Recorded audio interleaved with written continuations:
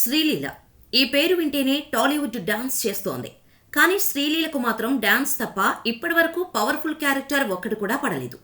Bhagavanth కేసరితో okay అనిపించుకున్నప్పటికీ శ్రీలీలకు super character పడితే చూడాలని ఆమె అభిమానులు ఎదురు చూస్తున్నారు. కానీ శ్రీలీల చేసిన సినిమాలన్నీ డాన్స్ నెంబర్స్కే పరిమితమయ్యాయి. అంతేకాదు సరైన హిట్స్ కూడా ఇవ్వలేకపోయాయి.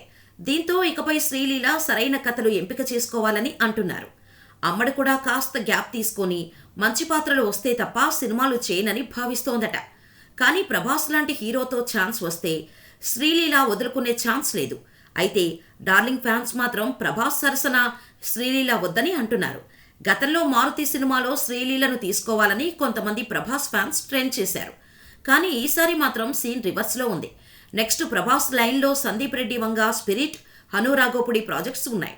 స్పిరిట్ సంగతి పక్కన పెడితే హను సినిమాలో హీరోయిన్గా శ్రీలీల పేరు చాలా రోజులుగా వినిపిస్తోంది.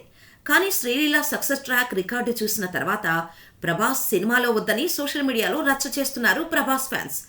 ఎవరైనా ప్రభాస్తో శ్రీలీల నటిస్తుందని పోస్ట్ చేస్తే చాలు వెంటనే వద్దని కామెంట్స్ చేస్తున్నారు.